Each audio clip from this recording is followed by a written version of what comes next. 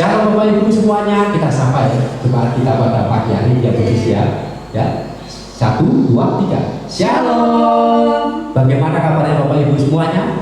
Pastinya luar biasa. Luar biasa. Seperti kita pada pagi hari ini kita pakai pink menandakan bahwa kita itu bersuka cita. Meskipun seminggu yang lalu ada peristiwa apa ya kudus ya? Apa ya kira-kira? Oh iya, gempa. Iya. Gempa. Wah, heboh semua. Takut juga ya? Wah, sempat panik dan takut juga ya. Terus apa yang harus kita lakukan khusus? Kalau ketika gempa itu ya, waktu itu saya ada di dalam rumah, saya akan keluar. Saya keluar dari rumah. Menyelamatkan diri. Menyelamatkan diri. Nah, Bapak Ibu, kita juga perlu berdoa agar saudara-saudara kita di tempat-tempat yang lain selamat dari gempa ini dan yang tidak berpotensi tsunami. Kita berdoa bersama-sama ya Bu Susi. Baik Bapak Ibu, kita akan memulai ibadah kita pada pagi hari ini. Mari saya undang Bapak Ibu yang tadinya sudah duduk sama menunggu ya Bu Susi ya. Sekarang kita ajak berdiri, semuanya berdiri Bapak Ibu. Nah, sebelum kita memuji dan muliakan nama Tuhan, tidak ada salahnya kalau kita tos dengan yang ada di sekitar kita. Di samping kanan kiri, depan belakang semuanya tos ya. Kita akan tos awalnya dulu ya Bu Susi ya, tos. Nah, ini pemain musik kita juga tos. Nah, ya kita tos semuanya. Ya, jangan lupa Bapak Ibu juga melakukan yang sama. Oke, kita akan mulai ibadah kita pada saat ini. Kita akan nyanyikan sebuah lagu Yesus Kau Benar.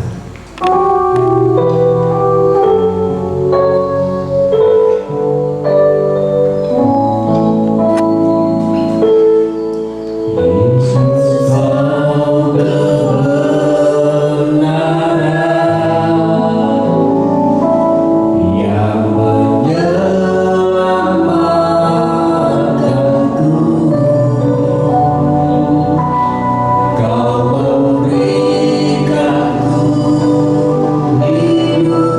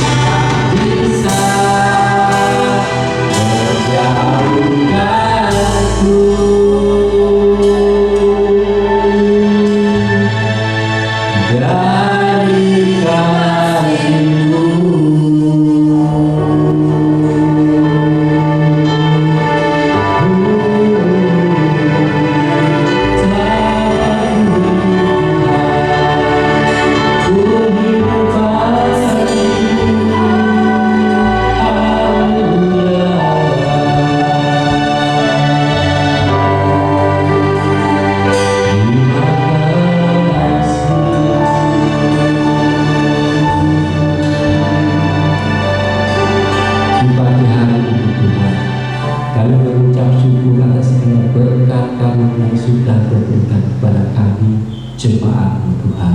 Engkau masih memberikan kami kesehatan, Engkau masih memberikan kami umur panjang, dan Engkau senantiasa menjaga dan melindungi kehidupan kami. Sehingga pada pagi hari ini Tuhan, sebagai rasa ucapan syukur kami ingin memuji memuliakan nama Engkau. Tuhan, sebelum kami memuji dan memuliakan nama-Mu, kiranya Tuhan Kau urapi, Kau kuduskan setiap peralatan-peralatan kami pakai. Engkau berikan hikmat pengertian akal budi pada setiap kami sebagai WR, sebagai singer, sebagai pemain musik, multimedia, soundman maupun teman-teman kami yang lain Tuhan. Kiranya Tuhan Kau meluruskan setiap motivasi kami dan pelayanan kami, agar pelayanan kami berkenan di hadapan Engkau. Kami yakin dan percaya Tuhan, Engkau senantiasa akan memberikan kami sukacita dan sejahtera. Biar puji-pujian kami ini Tuhan boleh menyenangkan hati Engkau. Ketika Engkau senang dengan pujian kami Tuhan, kami yakin dan percaya berkat-Mu senantiasa berjumlahkan kepada kami. Yang sakit diberikan kesembuhan oleh Engkau Tuhan, yang mengalami jalan buntu diberikan jalan keluar yang terbaik bagi Engkau, dan mengalami finansial Tuhan, Engkau akan curahkan berkat-Mu kepada kami semua. Terima kasih Tuhan. Juga Tuhan, nantinya kami akan mendengarkan sebagian daripada firman-Mu. Sebelum kami dengar Tuhan, Kau urapi hamba-Mu yang akan menyampaikan firman-Mu. Kiranya Tuhan Kau senantiasa memberikan hikmat yang daripada, agar firman-Mu boleh menjadi rema di dalam setiap kehidupan kami. Kami lakukan di dalam setiap kehidupan kami. Terima kasih Tuhan. Kami akan mulai ibadah kami pada pagi hari ini. Kami alaskan hanya di dalam nama Tuhan Yesus Kristus. Kiranya kuasa Roh Kudus-Mu hadir di tengah-tengah kami. Haleluya. Amin. Iya, baik, setelah kita menyembah dan berdoa Ibu Susi, kita akan bersama-sama memuji Tuhan. Ya, kira-kira boleh duduk apa enggak ya setelah ini? Boleh ya. Tapi lagi ini kalau dibuat duduk nggak enak kalau nggak goyang ya, supaya imun kita itu muncul ya. Tidak hanya berolahraga, memuji Tuhan, dengan cita-cita juga bisa berguna. Lagunya apa Bu Susi? Tiap langkahku, Tiap langkahku. Oke, kita akan nyanyikan bersama-sama. Silakan.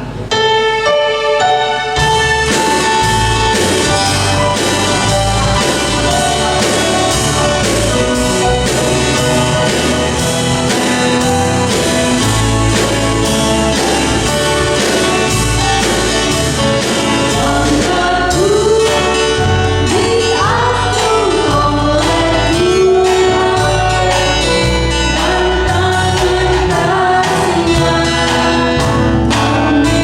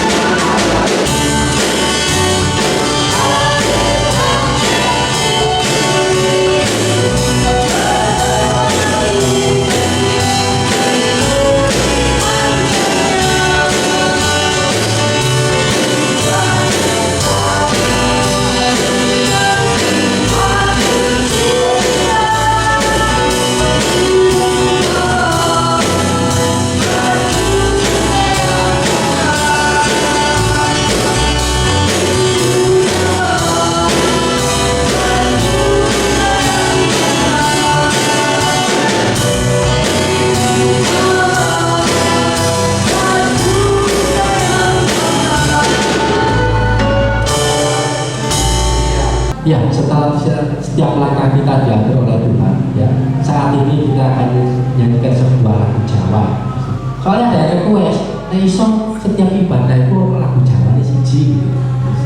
Ya, setuju. Setuju. Untuk Tuhan selalu setuju. Ya, setuju. Kita nyanyikan lagu Bini Suci Makayo Iman Kula.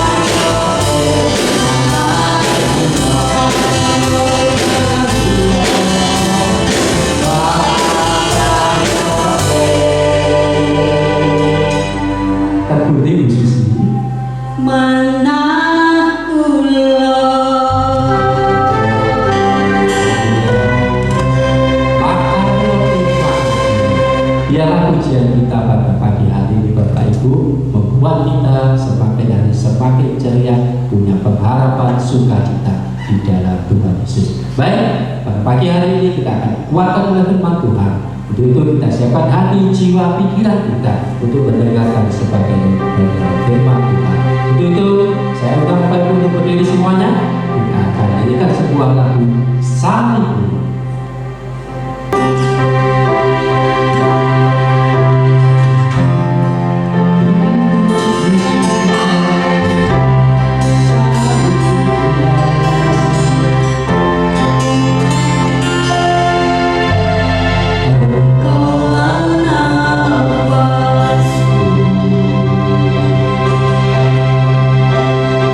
Engkaulah sumberku.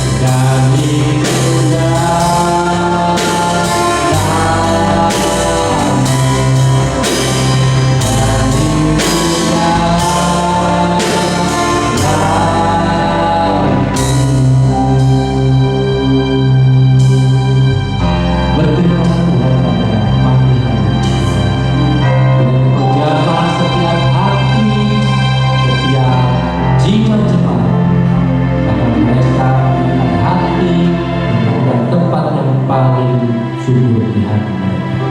Terima kasih Tuhan. Kami siap dengan firman pada pagi hari ini hanya di dalam nama Tuhan Yesus Kristus. Haleluya. Amin. Shalom Bapak Ibu sekalian, jemaat GPT Kristus Pelepas Cabang Sukun yang dikasihi Tuhan.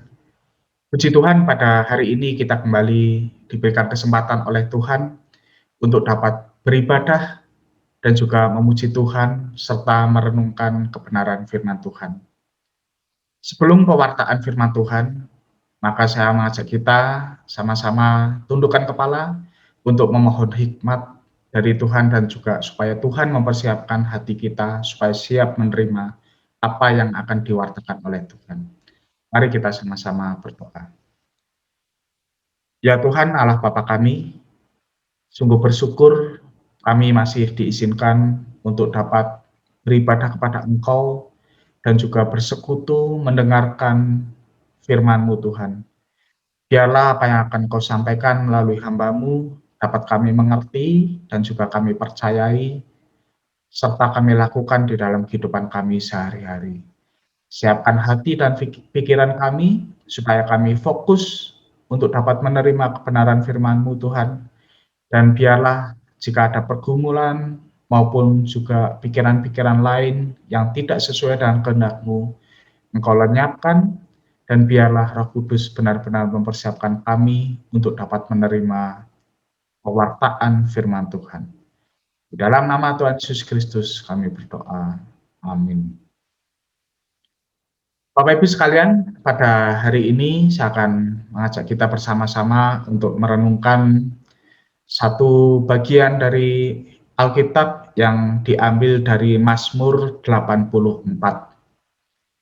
Mazmur 84, saya akan membacakannya bagi kita sekalian, ayat yang pertama sampai 13. Untuk pemimpin biduan, menurut lagu Gitit Mazmur Bani Korah. Betapa disenangi tempat kediaman-Mu, ya Tuhan semesta alam. Jiwaku hancur karena merindukan pelataran-pelataran Tuhan. Hatiku dan dagingku bersorak-sorai kepada Allah yang hidup.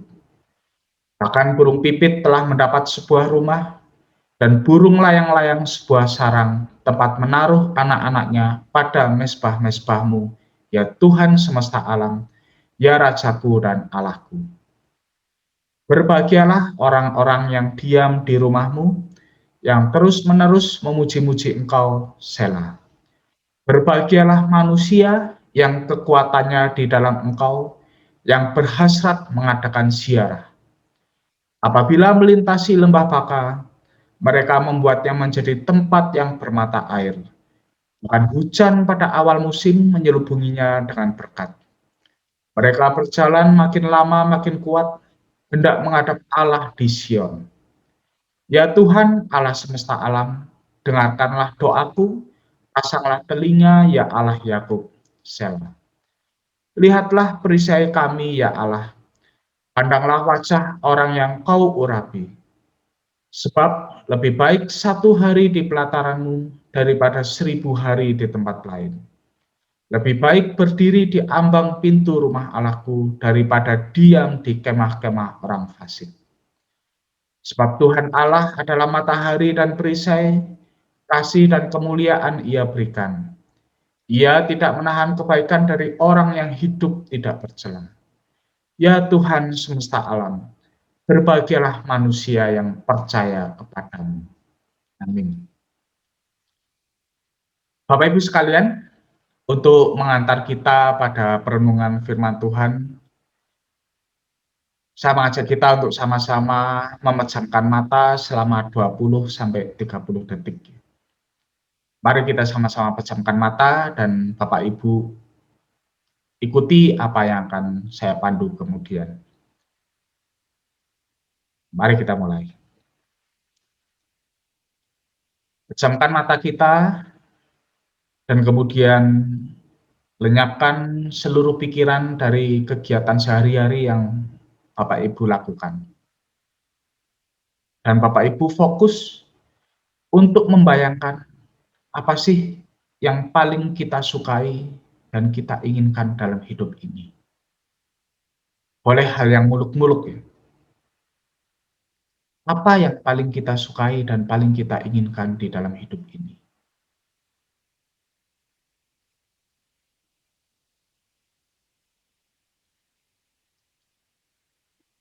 Sudah?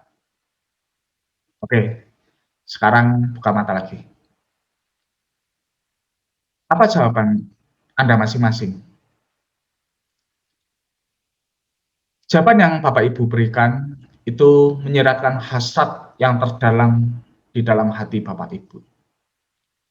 Mungkin di antara kita ada yang memikirkan anak-anak, keluarga, itu adalah hal yang paling kita inginkan dan paling kita sukai di dalam kehidupan ini. Ada yang membayangkan hobi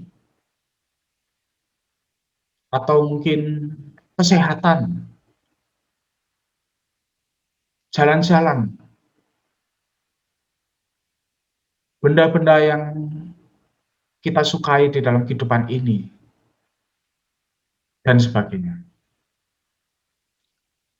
Tetapi seberapa banyak di antara kita yang ketika saya ajak tadi untuk merenungkan hal yang paling disukai dan paling diinginkan di dalam hidup ini adalah Allah dan menikmati relasi dengannya.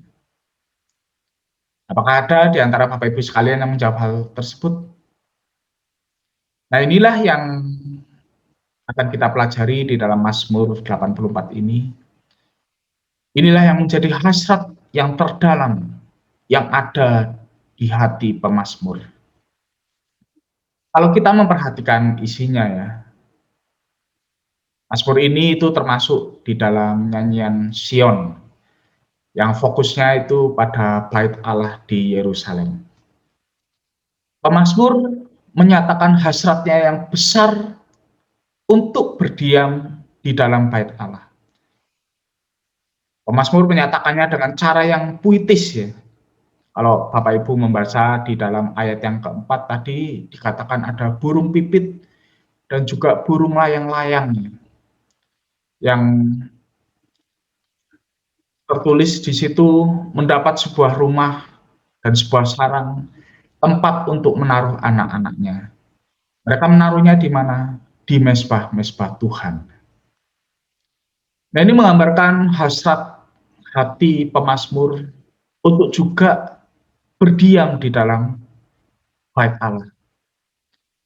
Pemazmur itu membandingkan kalau burung pipit dan burung layang-layang saja, mereka bisa berdiam di dalam bait Allah. Terlebih lagi manusia. Kalau binatang saja mereka merasa nyaman ya, walaupun mereka tidak tahu secara penuh. Mereka hanya merasa nyaman dengan gedung bait Allah. Terlebih lagi kita manusia. Bukankah ironis ya? Kalau manusia yang diciptakan Tuhan dan juga manusia yang diciptakan segambar dan serupa dengan Tuhan, yang harusnya memiliki relasi yang intim dengan Tuhan, justru tidak memiliki kerinduan untuk bersekutu dengan Tuhan. Pemazmur itu bukan tertarik dengan gedung bait Allah-nya ya. Tapi pemazmur tahu siapa yang berdiam di dalam bait Allah. Nah, itulah yang menjadi hasrat di dalam hati pemazmur. Pemazmur tahu bahwa bait Allah adalah kediaman Tuhan. Di sana ada hadirat Tuhan. Dan di sanalah pemazmur itu memiliki hasrat untuk terus bersekutu dengan Tuhan. Nah, ini menjadi perenungan juga bagi kita, apakah kita juga memiliki kerinduan untuk bersekutu dengan Tuhan atau tidak. Terutama di dalam masa pandemi ini ketika ibadah masih diselenggarakan secara online. Pemazmur mengingatkan kita jangan kalah ya dengan binatang yang mereka tidak tahu siapa Allah yang menciptakan mereka. Pikiran mereka tidak sehebat pikiran manusia. Masa sih manusia kalah dengan binatang? Kemudian pemazmur membayangkan orang-orang Israel yang melakukan perjalanan ziarah ke Yerusalem. Jadi pada masa itu sesuai dengan tuntutan dari hukum Taurat, orang-orang Israel itu 3 kali di dalam setahun melakukan perjalanan ke Yerusalem. Perjalanan pada saat itu sangat berbeda dengan perjalanan di dunia modern yang bisa cepat, aman, nyaman. Pada masa itu mereka harus menempuh medan yang sulit. Mereka harus kepanasan, diterik matahari ketika siang hari, dan juga kedinginan ketika malam hari. Belum lagi ada ancaman-ancaman dari medan yang terjal, ancaman juga dari binatang buas, dan juga orang-orang jahat yang ada di sekitar mereka. Perjalanan ke Yerusalem itu bukan perjalanan yang mudah. Sehingga pemazmur menggambarkannya sebagai lembah Baka. Baka itu di dalam bahasa Ibrani artinya air mata. Jadi perjalanan yang sulit. Namun, orang-orang Israel itu yang di dalam hatinya memiliki hasrat untuk melakukan ziarah, mereka akan mendapatkan kekuatan dan kesegaran dari Tuhan. Kalau kita membaca di dalam ayat 7 ya, apabila melintasi lembah Baka, mereka membuatnya menjadi tempat yang bermata air. Bahkan hujan pada awal musim menyelubunginya dengan berkat. Jadi kerinduan orang-orang Israel untuk bersekutu dengan Tuhan itu mengalahkan segala penderitaan yang ada di dunia ini. Tuhan akan memberikan kekuatan kepada mereka ya. Mereka berjalan makin lama makin kuat hendak menghadap Allah di Sion ayat 8.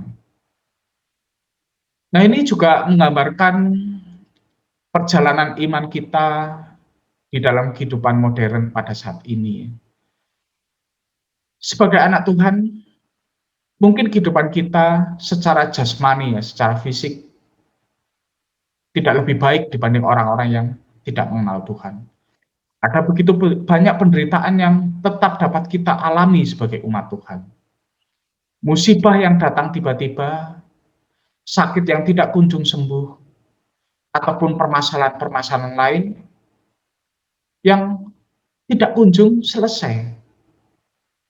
Tetapi ketika kita memiliki hasrat untuk bersekutu dengan Tuhan, kita mendapatkan kesegaran, seperti halnya orang-orang yang melakukan ziarah ke Yerusalem pada masa itu. Tuhan akan memberikan kekuatan kepada kita hari demi hari untuk dapat menapaki perjalanan iman kita masing-masing hingga akhirnya nanti. Nah, seperti halnya orang-orang Israel yang pada akhirnya mereka juga sampai ke Yerusalem, maka kita pun sebagai anak-anak Tuhan di masa kini juga akan dimampukan Tuhan untuk sampai ke akhir hidup kita masing-masing. Sudah begitu banyak contoh baik di dalam Alkitab maupun di dalam kehidupan sehari-hari anak-anak Tuhan yang di tengah segala permasalahan hidup mereka tetap setia untuk bersekutu, memiliki kerinduan untuk menjaga relasi dengan Tuhan. Mereka mendapatkan kekuatan ekstra untuk mampu menyelesaikan permasalahan hidupnya. Kesegaran, kenikmatan berelasi dengan Tuhan, damai sejahtera yang didapatkan itu jauh lebih tinggi dan lebih kuat dibanding permasalahan apapun di dalam dunia. Kemudian Bapak Ibu sekalian, kalau kita merenungkan Mazmur ini, pemazmur juga menyatakan kebenaran-kebenaran teologis tentang Tuhan. Di dalam ayat 2 digambarkan Tuhan adalah penguasa semesta alam. Kemudian di ayat ketiga, Tuhan dikatakan sebagai Allah yang hidup. Di dalam ayat keempat dikatakan sebagai Raja. Dan kemudian di dalam ayat 12, matahari dan perisai. Matahari itu memberi terang dan juga kehidupan, menerangi orang-orang yang melakukan ziarah ke Yerusalem. Perisai itu memberikan perlindungan. Inilah gambaran pemazmur tentang Tuhan. Dan juga tidak menahan kebaikan bagi umatnya di dalam ayat 12. Tuhan sangat mengasihi kita, tidak mungkin ya, Dia itu tidak akan memberikan kebaikan di dalam kehidupan kita. menahan-nahan atau bahkan melupakan kita. Nah, inilah janji Tuhan dan juga kebenaran teologis yang dinyatakan oleh pemazmur pada kita untuk menguatkan diri sebagai anak-anak Tuhan, untuk mengenal Tuhan, siapa Tuhan, seperti apa karakter Tuhan, dan bagaimana kasih Tuhan kepada kita. Nah, pengenalan-pengenalan akan Tuhan seperti inilah yang kemudian membuat pemazmur takjub dan memiliki hasrat untuk terus bersekutu dengan Tuhan. Dan bahkan juga pemazmur merasakan kenikmatan untuk bersekutu dengan Tuhan, maka dia juga menggambarkan seperti ini ya di dalam ayat 11. Sebab lebih baik 1 hari di pelataranmu daripada 1000 hari di tempat lain. Bersekutu dengan Tuhan itu jauh lebih nikmat dibanding apapun di dunia ini. Apakah kita juga merasa demikian? Maka tadi saya juga mengajak kita untuk sama-sama merenungkan apa sih yang menjadi hasrat terdalam di dalam hati kita. Nah, seperti apakah posisi Tuhan di dalam hidup kita masing-masing? Ada sebuah buku yang menulis demikian ya. Ada berbagai cara bagaimana manusia itu memandang Tuhan di dalam hidupnya. Ada orang-orang yang hidup dari Tuhan. Life from God. Mereka menggunakan Tuhan untuk memenuhi kebutuhan materi. Kemudian ada orang-orang yang hidup pada Tuhan. Life over God. Mereka itu menggunakan Tuhan sebagai sumber prinsip dan hukum. Menjalani prinsip-prinsip hidup tetapi mengabaikan Tuhan. Ada orang-orang yang hidup di bawah Tuhan. Life under God. Mereka memanipulasi Tuhan supaya mendapat. Kemudian ada juga orang-orang yang hidup untuk Tuhan, life for God. Mereka menggunakan Tuhan sebagai sarana untuk mencapai tujuan hidup kita. Jadi semua cara pandang tersebut itu hanya memandang Tuhan sebagai sarana untuk memenuhi hidup kita. Nah, ini keliru Bapak Ibu sekalian. Menurut penulis buku tersebut, relasi yang benar adalah ketika hidup bersama Tuhan, life with God. Jadi bukan hidup di bawah Tuhan, hidup pada Tuhan, hidup dari Tuhan, atau bahkan hidup untuk Tuhan. Itu semua kelihatan baik, tetapi relasi yang paling benar adalah hidup bersama Tuhan. Artinya apa? Menempatkan Tuhan sendiri ya, sebagai hasrat di dalam kehidupan kita. Tuhan bukanlah sarana, tetapi Tuhan adalah segalanya bagi hidup kita. Bukan sekadar sarana, tetapi juga tujuan di dalam kehidupan kita. Memang tanpa Tuhan kita tidak dapat menjalani hidup. Tetapi Tuhan tidak hanya kita perlakukan untuk menjalani hidup ya. Ada orang-orang Kristen yang meminta kekuatan dari Tuhan, memohon berkat dari Tuhan, hidup dan juga pelayanan mati-matian demi Tuhan. Itu memang baik, tetapi kalau hanya itu yang kita lakukan, Tuhan itu belum berkenan. Tuhan ingin dia itu ditempatkan sebagai prioritas dan sebagai hasrat terdalam di dalam diri kita. Inilah hidup bersama Tuhan. Life with God. Nah, orang yang mengenal Tuhan dan memiliki hasrat untuk bersekutu dengan Tuhan itu akan terus mendapatkan kekuatan dari Tuhan. Seberat apapun panggilan hidup kita masing-masing, kita pasti akan mampu menjalani hingga akhir. Apalagi kita telah menerima kuasa kebangkitan Kristus yang telah mengatasi maut. Artinya apa? Artinya segala jalan hidup kita ke depan, lika-liku kehidupan, tantangan hidup, itu semua telah dikalahkan oleh Kristus tidak ada satupun yang bisa menggagalkan iman kita, yang membuat kita jatuh tergeletak. Penderitaan seberat apapun sudah ditaklukkan di dalam Kristus. Seperti orang-orang Israel yang melakukan ziarah, mungkin keadaan kita tidak membaik ya. Kita tetap melakukan perjalanan iman yang penuh kesukaran. Tapi ingat, ada kekuatan Tuhan yang akan terus menopang kita. Dan ketika kita memiliki hasrat untuk bersekutu dengan Tuhan, maka kenikmatan berelasi dengan Tuhan itu yang akan membuat kita kuat, tahan menghadapi penderitaan seberat apapun.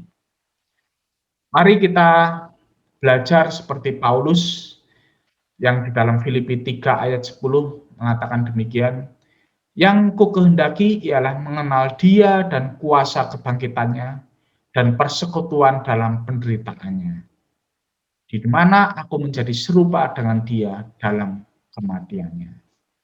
Paulus menjadikan pengenalan akan Kristus dan persekutuan dengan Kristus sebagai hasrat hidupnya. Dan itulah kunci kekuatan Paulus sehingga dia bisa melewati segala tantangan pelayanan yang sangat berat. Saya yakin di antara kita itu tidak ada yang menghadapi tantangan hidup yang seberat Paulus, yang penuh air mata, mengeluarkan darah, dan sudah berapa kali dia mendapatkan penganiayaan dan juga hampir mati. Sungguh satu hidup dan pelayanan yang berat. Tetapi Paulus bisa menjalaninya hingga akhir. Kuncinya apa? Tadi, mengenal Kristus dan juga kuasa kebangkitan Kristus serta persekutuan di dalam penderitaan Kristus. Ingat ya, persekutuan di dalam penderitaan Kristus. Jadi keliru ketika kita sebagai anak-anak Tuhan malah ingin hidup diistimewakan, segala permasalahan lenyap, penderitaan lenyap, kita bisa hidup foya-foya, menikmati hidup ini di dalam kedagingan. Bukan itu tujuan hidup orang beriman. Tujuan hidup orang beriman adalah memuliakan Tuhan dan menikmati relasi dengan Tuhan sampai selama-lamanya. Hasrat pada Tuhan inilah yang harus diajarkan dan juga ditularkan baik di dalam gereja maupun di dalam keluarga kita masing-masing. Perhatikan di dalam gereja kita, apakah ibadah yang dilakukan itu sudah mencerminkan hasrat pada Tuhan, atau justru ibadah yang dilakukan itu mencerminkan hasrat untuk serupa dengan dunia dan mendapat kesenangan-kesenangan duniawi, kesenangan-kesenangan panca indera yang tidak mengarahkan diri pada Tuhan, baik di dalam khotbah, di dalam liturgi, suasana ibadah, gedung ibadah, dan sebagainya. Dan juga pelayanan-pelayanan, aktivitas-aktivitas yang dilakukan di dalam gereja. Apakah mencerminkan hasrat untuk hidup bersama Tuhan, menikmati relasi bersama Tuhan, atau justru hanya hidup menggunakan Tuhan sebagai sarana untuk mencapai tujuan-tujuan gereja. Kemudian apakah kehidupan keluarga kita juga mencerminkan adanya Kristus, relasi dengan Dia, atau justru kehidupan yang larut dengan dunia? Bagaimana kita mendidik anak-anak kita? Apa yang kita lakukan setiap hari di dalam keluarga, dan sebagainya. Jangan sampai salah fokus Bapak Ibu sekalian. Karena hanya Tuhanlah yang bisa memberi kebahagiaan yang sejati pada hidup kita. Mari kita terus berusaha untuk mengenal Tuhan hari demi hari lebih dalam lagi. Jangan meninggalkan pembacaan Alkitab dan juga doa yang intens, intim dengan Tuhan di dalam kehidupan kita sehari-hari. Karena hanya dengan cara itulah kita akan bisa menikmati dan juga mengenal Tuhan hari demi hari lebih dalam lagi. Dan ketika kita mengenal Tuhan lebih dalam, maka hasrat hati kita untuk bersekutu dengan Tuhan itu akan terus bertambah. Itulah yang akan memampukan kita untuk menjalani hidup ini. Apapun tantangannya, kita akan mampu melewatinya. Karena kita telah merasakan kesegaran dari Tuhan. Amin. Mari kita berdoa. Ya Tuhan Allah Bapa kami, firman-Mu telah Engkau beritakan, kiranya itu dapat menjadi panduan di dalam kehidupan kami untuk tidak salah fokus, baik di dalam kehidupan gereja, di dalam kehidupan keluarga, maupun di dalam kehidupan kami masing-masing sehari-hari. Biarlah kami hanya fokus dan memiliki hasrat untuk terus bersekutu dengan Engkau. Tuhan, sekiranya penderitaan yang ada pada saat ini itu mengalihkan fokus kami, sehingga kami lebih fokus kepada penderitaan kami, ataupun sebaliknya Tuhan, kenikmatan, kelancaran hidup yang kami rasakan pada saat ini, itu juga mengalihkan fokus kami dari Engkau. Ampunilah kami, dan arahkanlah hati kami kembali untuk dapat memiliki hasrat yang benar, yaitu hasrat untuk bersekutu dengan Engkau. Tuhan, bimbing kami semua untuk dapat hidup hari demi hari belajar mengenal Engkau.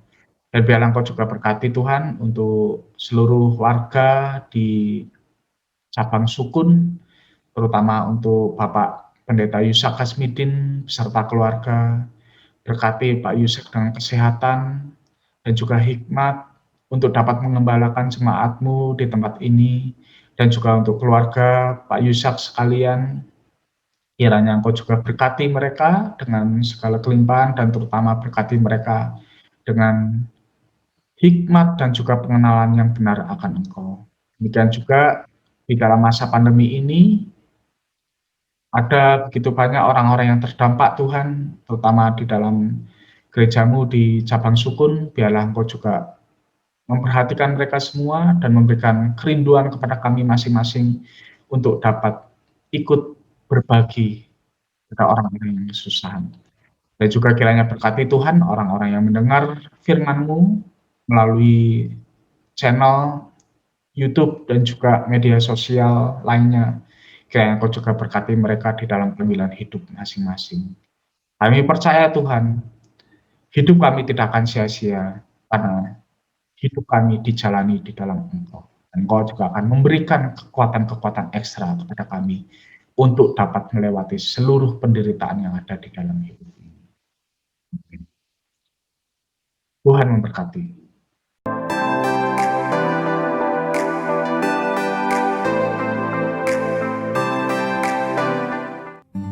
Jemaat GBT Kristus Pelepas Cabang Sukun yang terkasih, bagi jemaat yang rindu untuk tetap menabur, kami sungguh menghargai pemberian jemaat dalam membantu kebutuhan pelayanan yang besar di tempat ini. Untuk persembahan persepuluhan, kolekte 1, kolekte 2, dan renovasi atau jenis persembahan yang lain bisa dibawa ke gereja setiap hari dengan cara masing-masing persembahan dimasukkan dalam amplop dan masing-masing amplop ditulisi jenis persembahan seperti tersebut di atas. Lalu, masukkan ke kotak persembahan yang sudah disediakan di gereja. Selamat ulang tahun kepada Bapak Irawan, Saudari Nadia Aprilia, Ibu Endang Sukorini, Bapak Suratno, Anak Yohan Patricio Misael Aprilian, Ibu Yati Mujiasi. Karena panjang umur dan lanjut usia serta sejahtera akan ditambahkannya kepadamu. Amsal 3 ayat 2. Gembala sidang, pengurus gereja, serta seluruh jemaat mengucapkan selamat ulang tahun, Tuhan Yesus memberkati. Bantuan doa untuk pemulihan kesehatan dan lanjut usia. Ibu Mariam, Ibu Markus, Bapak Albius Alipamuji, Ibu Sumarlin, Bapak Sutikno, Ibu Tamin, Ibu Rahel, Ibu Tris, Bapak Sukadi, Bapak William beserta istri. Puji Tuhan, terima kasih juga untuk pelayanan seluruh para pelayan Tuhan yang sudah berjuang berjeri lelah untuk melayani Tuhan dan jemaat Tuhan. Terima kasih kepada Bapak Pendeta Tommy Handaka. Kiranya Tuhan memberkati Anda sekeluarga, hikmat dan pengurapan Roh Kudus semakin berlimpah dalam hidupmu. Terima kasih, Tuhan memberkati. Amin. Mari berdoa. Haleluya, bersyukur kepadamu Tuhan Yesus atas pertolongan kepada kami semua sehingga kami dapat. Terima kasih bagi Tuhan yang sudah memberkati hamba-hambamu sekalian dalam segala bentuk pelayanan yang sudah diberikan, baik pelayanan sosial, pelayanan mimbar, dan pelayanan-pelayanan yang lainnya. Terima kasih Bapa, Engkau memberkati anak-anak-Mu sekalian yang sudah berkurban, baik itu persepuluhan, korban syukur, korban untuk renovasi, dan kurban-kurban lainnya. Kiranya berkat kerajaan Allah semakin berlimpah bagi umat-Mu sekalian. Terima kasih Bapa.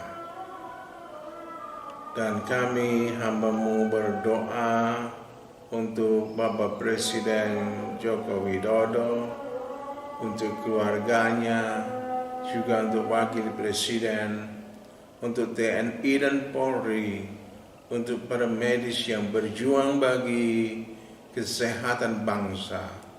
Tuhan memberkati segala perjuangan mereka. Tuhan menambah-nambahkan hikmat-Mu, roh takut akan Tuhan menguasai hati mereka. Dan Tuhan memberkati bangsa Indonesia dengan keselamatan, dengan kesehatan, dengan kebangkitan ekonomi, kebangkitan segala yang baik, sehingga bangsa Indonesia menjadi bangsa yang tauladan bagi bangsa-bangsa lainnya. Terima kasih Bapa, terima kasih. Saudaraku yang dikasihi Tuhan, kiranya berkat dari Bapa surga berlimpah atas dirimu.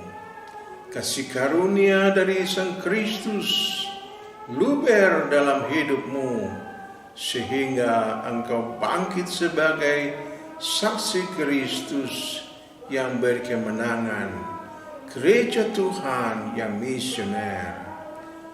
Damai sejahtera persekutuan Roh Kudus membuat engkau segar dalam iman dan pengharapan sampai Tuhan Yesus datang kembali. Maranatha, Yesus datang kembali sebagai Raja di atas segala raja, yang menjemput kita gereja Tuhan dalam kemuliaan di surganya yang mulia, kekal selamanya. Dalam nama Tuhan Yesus Kristus. Haleluya. Amin.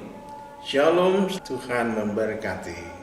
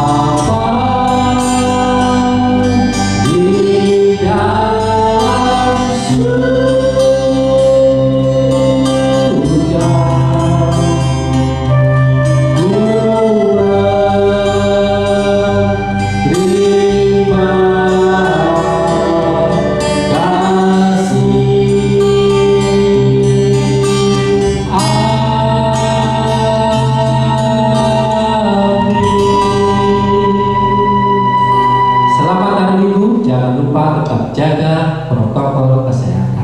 Sampai jumpa, Tuhan Yesus memberkati.